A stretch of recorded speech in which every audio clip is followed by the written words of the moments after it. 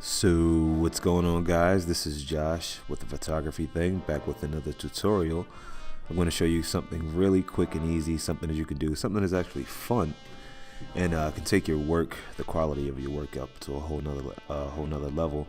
So basically, I'm going to show you how to turn this photo into this photo. Now, I do have another video where I did a time lapse of how I got the original image to look like this. So if you're interested, I'll leave an annotation somewhere around here. You can check that out. But the focus of this tutorial is to show you how to use a texture to add more element and more depth to your images. So essentially what I did earlier today, I had to make an appointment. And on my way back from the appointment, I took some snapshots of some of the architecture outside. So these are like the sides of buildings. These are walls. These are underneath the different things that I found outside. This is a tree right here. I guess I'll blow it up and show you here. Right, again, sides of buildings, vehicles, the ground, some oil spots. I think this was like a gate or something like that. Some tree, like a light pole. Right? Basic things, and it may not look like a lot now. It may not look like it could take your work up a notch, but let me spend some time with me. Let me show you the way, my friend. So basically, after you take these photos with your iPhone, and you can take them with anything, but I find that the iPhone is just is good enough, just because it's a background, and usually, depending on how you shoot, the background is going to have a little bit of blur anyway because of the fall off. So it doesn't matter if the resolution isn't super crisp, because it'll be something subtle. So you don't have to worry about always dragging out the DSLR just to get the texture. So took the pictures with my iPhone, and this is the one that I selected because I want to get this cracked look in the screen. So here we go. Without further ado, so you'll take this.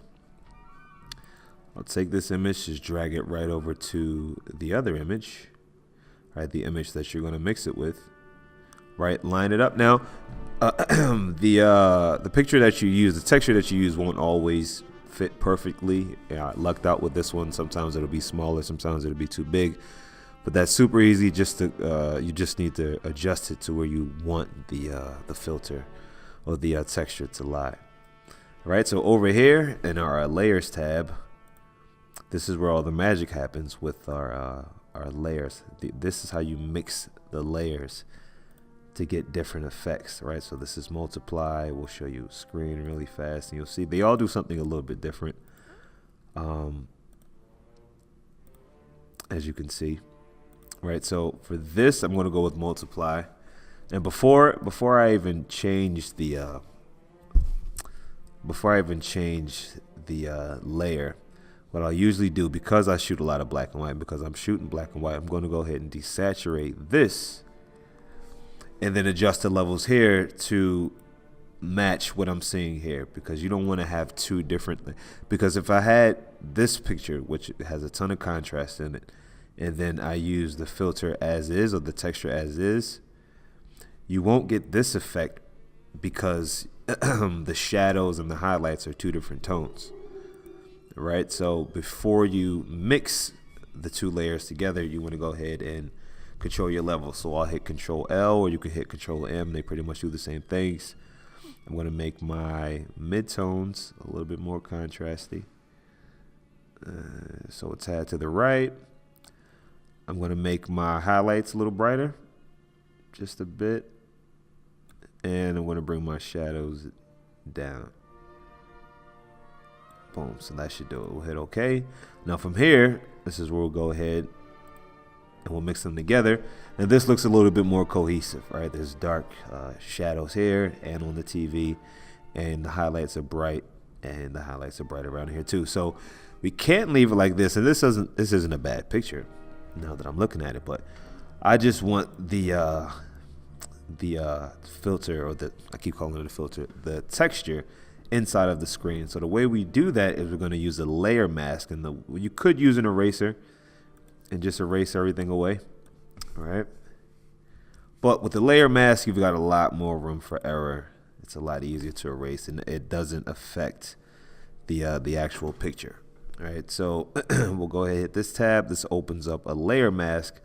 Once you pick the layer mask, all you have to do is select your brush and make sure you are on. When you want to subtract, I forget there's like a little riddle to remind yourself of which brush does what, but let's see. So it's not the white brush. So we'll go ahead and hit X, and you see these two colors down here, right? This is the one that's selected. This is the one that you're using, right? So if I had it on white, I'd be using a white brush. If I have it on black, I'll be using a black brush. So I think because I want to take away and erase some of the texture, it has to be on black. And I'm gonna go ahead and see if that tests my theory.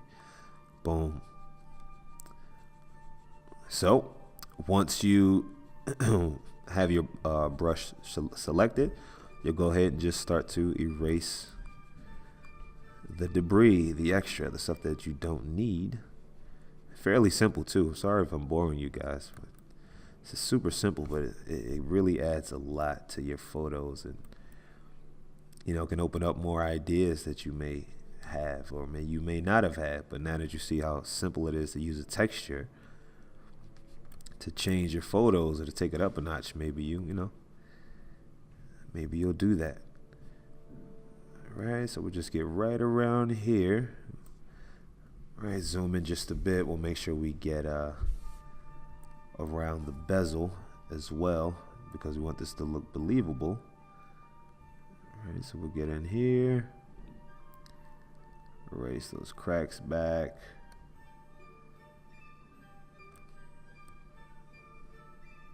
It's all about the deets, ladies and gents, all about the details. The devil is in the details, as they say. All right. Couple more swoops and we should be there. All right, so this is decent enough. Now, just to show you why you would use a layer mask, and we can like flip it on and off. All right, so we can see where we need to erase. And to flip on and off, you just hit the eyeball, and it shows you the before and the after. All right, just a way to be super efficient to make sure you're getting everything. Boom, boom. That looks decent enough. Right now, if I wanted, let's say I wanted to keep some of the crack on the TV. Right, if I had used the eraser, it would be gone forever. But because I use a masking tool, if I hit X to change the colors down here, change it to white, I can bring back anything that I erased. Magic.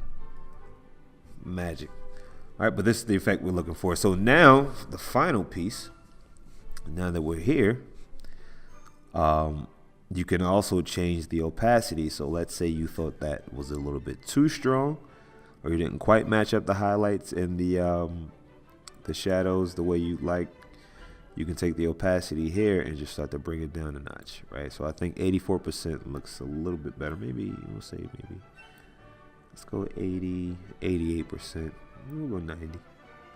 We'll go 92. So 92% looks just about right to me. And you can do it just like anything else on Photoshop, any other layer. You can adjust the layer here to match it up even more. So if I'm looking at it correctly, I think the highlights in the crack of this, the cracks on the screen, are a little bit more muted than the highlights outside of the TV. So we'll go ahead and take the highlights here and take them up just a notch. And the reason why it's only affecting this screen is because that's what's selected. All right. And you know what? We'll go ahead and we'll take it one step further. So a program that I've been using a lot is Alien Skins Exposure X2. I think the first copy I grabbed, it was maybe 5 or 6 or something like that. But it's a plugin. You download it and it connects right to Photoshop. And it just has the best filters for color and black and white. But since I'm talking black and white, it just puts it can take your black and white photos up to so many levels, because it gives you so many options and textures and filters and borders. And it's like another version of Photoshop, but it does an amazing job. And here you can click the before and after to see the difference. Right, so this is the before, this is the after, and I actually like this after, so I'm going to go ahead and keep that. So I'm not going to go in depth just yet on this video about alien skin. I'll do a completely different video on that because it deserves its own video. But this is the filter, and again, we can adjust the opacity to make it just right, after, before, and I think that looks good, right? So if you guys are interested in textures, I actually have a texture pack on my website, aphotographything.com, where you can download 50 textures. I mean, if you're not in the mood or you don't feel like taking 50 photos, you can just get 50 textures right on the blog. Check it out if you like it. I love to hear your guys' feedback, and I love to see how you guys applied it to some of your photos. All right, I'll go ahead and get out of here. This is Josh from My Photography Thing. You guys be good.